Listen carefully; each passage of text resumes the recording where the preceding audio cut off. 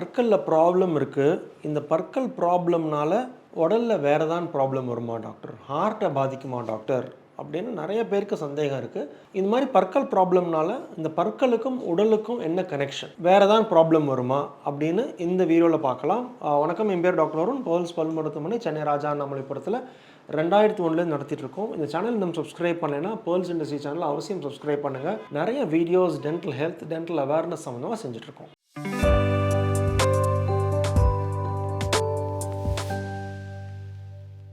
யூஸ்வலாக என்ன சொல்லுவோம்னா, இந்த mouth is a gateway to the body அப்படின்னு சொல்லுவோம். என்னென்னா, நம்ம வாயில் பார்த்து பற்களும் ஈரும் எவ்வளோ ஹெல்த்தியாக இருக்குங்கிறத பார்த்தோம்னா அதுலேருந்து அவங்களோட உடலும் எவ்வளோ ஹெல்த்தியாக இருக்கும் நம்மளால் கண்டுபிடிக்க முடியும்னு இது வந்து பொதுவாக சொல்கிறது. உடல் ஹெல்த்தியாக இருக்கும்போது நம்ம பற்களும் ஈரும் ஹெல்த்தியாக இருக்கும். பற்களும் ஈரும் ஹெல்த்தியாக இருந்ததுன்னா உடலும் ஹெல்த்தியாக இருக்கும். இதுதான் ரொம்ப சிம்பிள். ஸோ கனெக்ஷன் இருக்கா அப்படின்னா கனெக்ஷன் இருக்குது. முக்கியமாக 2 விதமான நம்ம கனெக்ஷன் பார்க்கலாம். ஒன்று, உடல்லையே வந்து நம்ம வாயில் தான் அதிகமான பாக்டீரியா, அதாவது number and type of bacteria, எண்ணிக்கை மட்டும் இல்லாமல் எவ்வளோ டிஃப்ரெண்ட் டைப்ஸ் ஆஃப் பாக்டீரியா, அதுவும் நம்ம வாயில் தான் ஜாஸ்தி இருக்குது. இந்த வாயில் முக்கியமாக இந்த பல்லு ப்ளஸ் பல்லு சுற்றி இருக்கிற ஈர், இந்த பல்லுக்கும் ஈருக்கும் நடுவில் இருக்கிற கேப், அதுதான் பெரிடான்ஷியம் அண்ட் பெரிடான்டல் ஹெல்த் வந்து ரொம்ப ரொம்ப முக்கியம். அந்த இடத்துல ஒரு வீக்கமாக இருக்கும்போது அந்த ஈர் இன்ஃப்ளமேஷன் காஸ் பண்ணுற பாக்டீரியா, அந்த ஈர் இன்ஃப்ளமேஷன் காஸ் பண்ணுற பாக்டீரியா என்ன பண்ணுன்னா, அந்த பாக்டீரியா நிறைய டாக்ஸின்ஸ் ரிலீஸ் பண்ணி நம்ம ப்ரஷ் பண்ணும்போதாக இருக்கட்டும், சாப்பிடும் போதாக இருக்கட்டும், சில பேருக்கு வந்து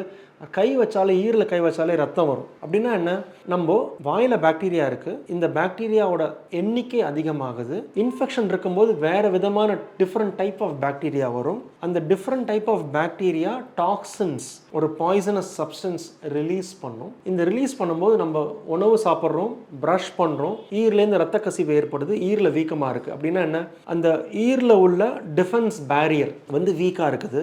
பாக்டீரியல் டாக்ஸின்ஸ் வந்து ஈரில் இருக்கிற இரத்த குழாய் வழியாக உடலுக்குள்ளே போய் அந்த உடலில் வேறு ஒரு பகுதியில் ப்ராப்ளம் கொடுக்கறதுக்கான வாய்ப்பு இருக்குது. பல்லில் ப்ராப்ளமா, பல்லு சொத்ததான டாக்டர், எப்படி உடம்புல எங்கேயானு ப்ராப்ளம் இருக்கும்? ஆர் ஈர் வீக்கத்தான டாக்டர், எப்படி உடம்புல?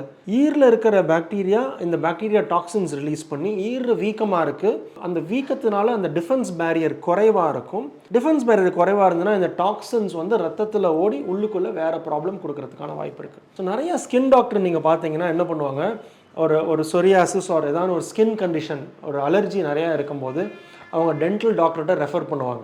ஏதாவது டென்டல் ஃபோக்கை ஆஃப் இன்ஃபெக்ஷன் இருக்கா, இருந்ததுன்னா செக் பண்ணிட்டு வாங்கன்னு சொல்லி ரெஃபர் பண்ணுவாங்க. ஸோ இந்த டென்டல் ஃபோக்கை ஆஃப் இன்ஃபெக்ஷன் என்ன, உடலில் ஒரு இடத்துல ப்ராப்ளம், அதாவது பற்களில் ப்ராப்ளம் இருக்குது, அந்த ப்ராப்ளம் வந்து வேறு ஒரு பகுதியில் ப்ராப்ளம் கொடுக்குது. டென்டல் ஃபோக்கை ஆஃப் இன்ஃபெக்ஷன் இருக்கான்னு ரெஃபர் பண்ணுவாங்க. இது நம்பர் 1. நம்பர் 2, நிறைய பேர் ஜாயிண்ட் ரீப்ளேஸ்மெண்ட் சர்ஜரி, வயதானா ரொம்ப முட்டி எலும்பு தேஞ்சு ஜாயிண்ட் ரீப்ளேஸ்மெண்ட் சர்ஜரி பண்ணும்போது ஆர்த்தோபெடிக் டாக்டரும் வந்து இந்த மாதிரி டென்டல் ஃபோக்கை ஆஃப் இன்ஃபெக்ஷன் இருந்ததுன்னா ஃபஸ்ட்டு டென்டலை கரெக்ட் பண்ணிவிட்டு அதுக்கப்புறம் ஜாயிண்ட் ரீப்ளேஸ்மெண்ட். ஏன்னா இந்த ஜாயிண்ட்டில் போய் நம்ம வாயில் இருக்கிற பாக்டீரியா அண்ட் இன்ஃபெக்ஷன் வந்து புதுசாக பண்ணுற ப்ராஸ்தட்டிக் ஜாயிண்ட்டில் போய் அது இன்ஃபெக்ட் ஆகிறதுக்கான வாய்ப்பு இருக்குது. அதே மாதிரி ஹார்ட் ப்ராப்ளமும் ரிசர்ச் என்ன கண்டுபிடிச்சிருக்காங்கன்னா, 2 இம்பார்ட்டன்ட். நம்ம வாயில் பிளாக் ஆர் பாக்டீரியா நிறையா இருக்கும்போது அந்த பிளாக் இந்த ஹார்ட், அந்த அத்திரோமேட்டஸ் பிளாக்னு சொல்லுவோம், ஹார்ட்டை சுற்றி இருக்கிற ரத்த குழாயில் அந்த பிளாக் டெபாசிட், அதுக்கும் இதுக்கும் கனெக்ஷன் இருக்குது. இந்த வாயில் இருக்கிற பிளாக் அதிகமாக இருக்கும்போது ஹார்ட்லேயும் பிளாக் வரதுக்கான வாய்ப்பு அதிகமாக இருக்குன்னு ஜென்ரலாக வந்து என்னென்னா, நம்ம உடல் எப்படி நம்ம இம்பார்ட்டண்ட்டாக மெயின்டைன் பண்ணுறோமோ அதே மாதிரி டென்டல் ஹெல்த்தையும் வந்து ரொம்ப ரொம்ப மெயின்டைன் பண்ணுறது ரொம்ப ரொம்ப இம்பார்ட்டன்ட். இன்னொரு விஷயம் என்ன கண்டுபிடிச்சிருக்காங்க, இந்த மாதிரி அந்த ப்ரெக்னென்ட் மதர்ஸில் வாய் டெபாசிட் நிறையா இருக்கும்போது லோ பர்த் வெயிட் பேபிஸ்க்கும், அதாவது ப்ரெக்னென்ட் மதர்ஸோட வாய் டெபாசிட்டுக்கும் லோ பர்த் வெயிட் பேபிஸ்க்கும் சம்மந்தம் இருக்குது.